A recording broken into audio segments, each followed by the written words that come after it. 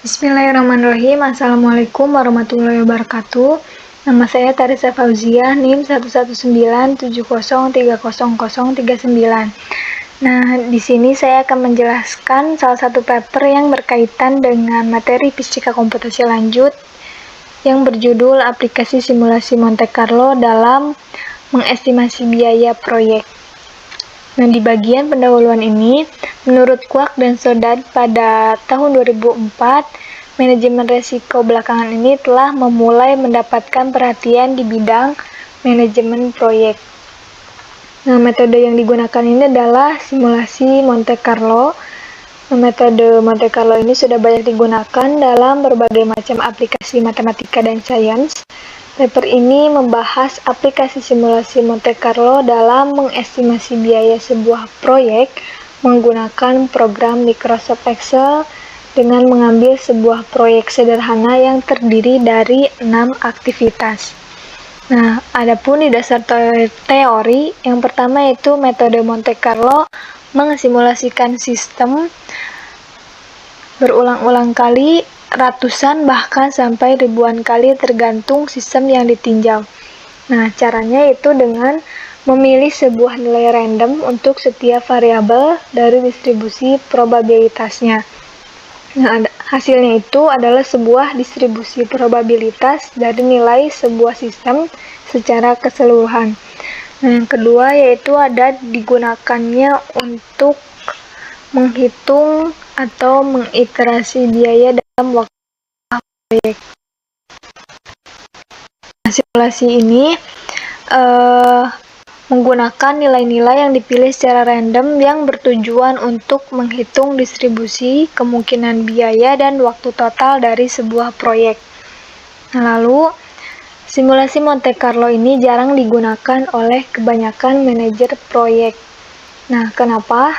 Nah, alasannya itu kurangnya pemahaman terhadap metode Monte Carlo dan statistik, lalu alih-alih sebagai manfaat, manajer proyek umumnya menganggap metode ini sebagai beban terhadap perusahaan atau sebuah organisasinya, dan adapun alasan lainnya yaitu software khusus simulasi pada proyek baru ini adalah tersedianya dalam bentuk add-in pada Microsoft Project.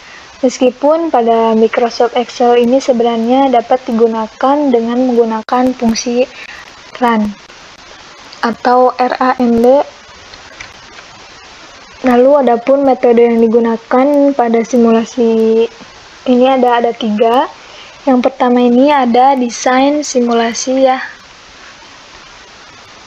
Nah, sebuah proyek ini terdiri dari 6 aktivitas yaitu A, B, C, D, E, F. Nah, di mana setiap aktivitas ini memiliki total biaya dalam batasan yang telah ditentukan. Seperti pada di tabel ini ada nilai minimum dan maksimumnya ya. Nah, setiap variabel ini mempunyai distribusi yang unik, tetapi proyek ini diasumsikan bahwa setiap variabel ini memiliki distribusi yang sama tanpa mengurangi validitas hasil simulasi. Nah, lalu adapun estimasi terhadap total biaya proyek. Nah, nilai variabel estimasi ini adalah sebuah variabel random dengan nilai antara nilai total biaya minimum dan maksimum. Nah, di sini ada nilai minimum dan maksimumnya ya. Lalu adapun nilai variabel. Nah, nilai variabel ini adalah jumlah dari beberapa variabel random lainnya, yaitu biaya dari setiap aktivitas. Variabel ini akan memiliki distribusi normal. Nah, maka dari itu ini menjelaskan mengapa penggunaan distribusi ini tertentu untuk setiap variabel bisa diabaikan. Jadi untuk variabelnya ini bisa diabaikan ya. Lalu adapun metode yang kedua yaitu angka random. Nah, metode yang sering digunakan untuk menghasilkan angka random antara 0 dan 1 adalah metode multiplicate congruental method menurut Toha tahun 1997. Nah, angka yang dihasilkan ini tidak bisa dikatakan sebagai angka random yang sebenarnya, karena metode ini menggunakan operasi aritmatika yang hasilnya dapat diketahui. atau bisa disebut juga sebagai angka random semu. Lalu, untuk jika parameternya U0, B, C, dan M diberikan, maka sebuah angka random semu atau yang kita sebut Rn, nah ini tuh angka semu, angka random semu, maka dapat dihasilkan menggunakan rumus UN dengan BUN-1 ditambah C, mod M dengan N-nya itu 1, 2, 3, sampai ke N. Lalu untuk Rn-nya sama dengan UN per M dengan N-nya sama, dan untuk nilai awal U0-nya biasanya disebut dengan SID.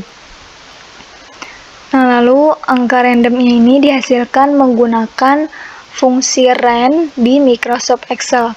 Nah, contohnya seperti yang ada di tabel ini, terlihat ya bahwa sama dengan ran dikali B3 min B2 ditambah B2, dengan B3 itu adalah nilai 20.000, dan nilai B2-nya itu adalah 15.000. Nah, formula ini akan menghasilkan angka random yang bernilai antara 15.000 dan 20.000. Nah, demikian dengan kolom dan baris yang lainnya. Seperti itu. Tabel ini adalah hasil simulasi 5 iterasi dalam ribuan rupiah. Lalu yang ketiga, ada metode penentuan nilai iterasi. Nah, metode ini dapat memprediksi kesalahan error dari simulasi yang mana proporsional terhadap jumlah iterasinya. Nah, total errornya ini dapat dihitung dengan formula epsilon sama dengan 3 kali sigma per akar dari N. Nah, di mana sigma ini adalah standar deviasinya dari variabel random, dan untuk N-nya ini adalah jumlah iterasinya. Nah, standar deviasi dapat dihitung berdasarkan seluruh populasi dari nilai minimum dan maksimum. Dengan nilai minimumnya itu yaitu 79.700 dan nilai maksimumnya yaitu bernilai 104.800. Dengan menggunakan rumus yaitu sigma sama dengan akar dari sigma X min X rata-rata dikuadratkan per N, maka didapatkan sigma yaitu 12.250.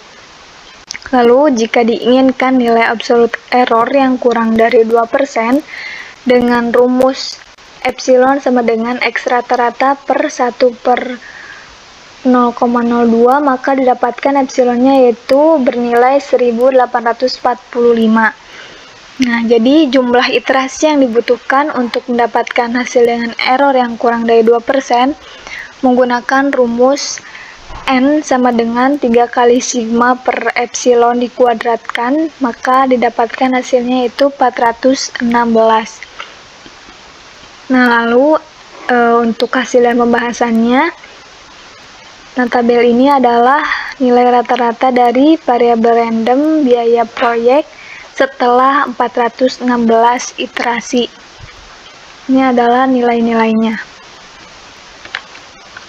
Lalu untuk setelah dilakukan iterasi sebanyak 416 kali, maka diperoleh parameter-parameter hasil simulasi Monte Carlo. Nah, ini adalah parameter-parameternya, yaitu ada rata-rata, median, selisih median, standar deviasi, error sebenarnya, dan error sebenarnya juga, persenan error, ada kurtosis, dan skewness.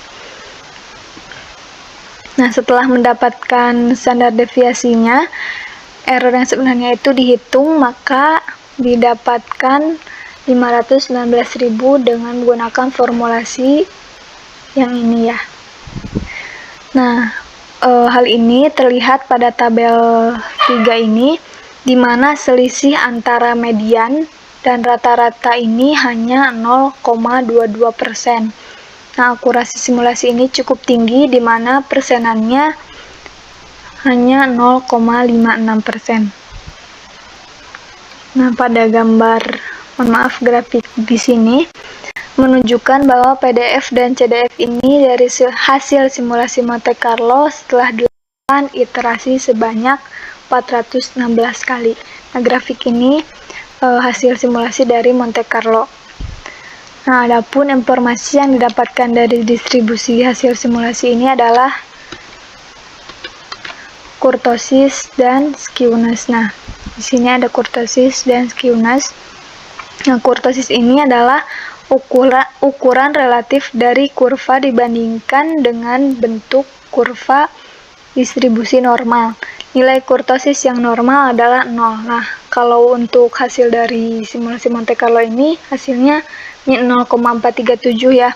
Nah, nilai negatif ini menjelaskan bahwa bentuk kurva distribusi hasil Monte Carlo ini memiliki puncak yang lebih rata.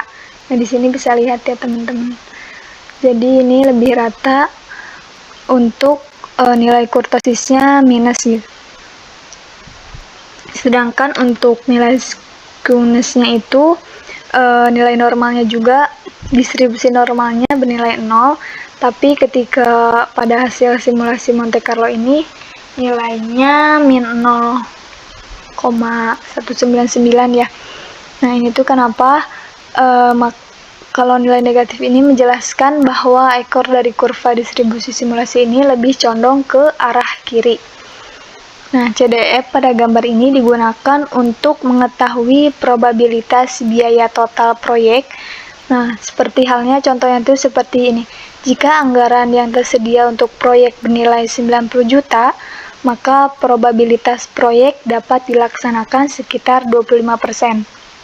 Nah, jika pemilik proyek ini bersikap moderat dan menginginkan probabilitas 50%, maka anggaran yang harus dipersiapkan ini tidak kurang dari 93 juta. Nah, jika lebih berhati-hati lagi, maka dananya yang harus dipersiapkan sekitar 95 juta untuk mendapatkan probabilitas 75%. Lalu untuk kesimpulannya ini adalah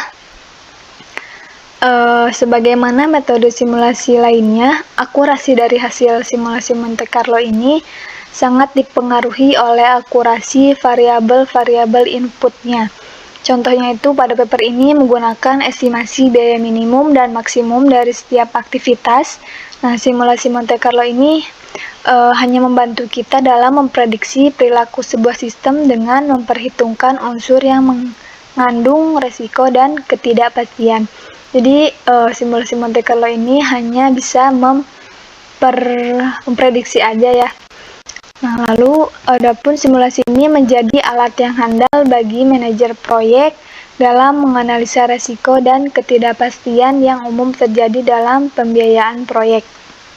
Nah, hasilnya pun dapat membantu manajer proyek ini dalam menentukan ekspektasi pembiayaan proyek yang lebih realistis. Dengan kemampuan teknologi yang semakin berkembang, simulasi ini sudah banyak digunakan oleh para manajer proyek. Mungkin sekian untuk penjelasan dari paper ini. Mohon maaf bila ada kesalahan. Wassalamualaikum warahmatullahi wabarakatuh.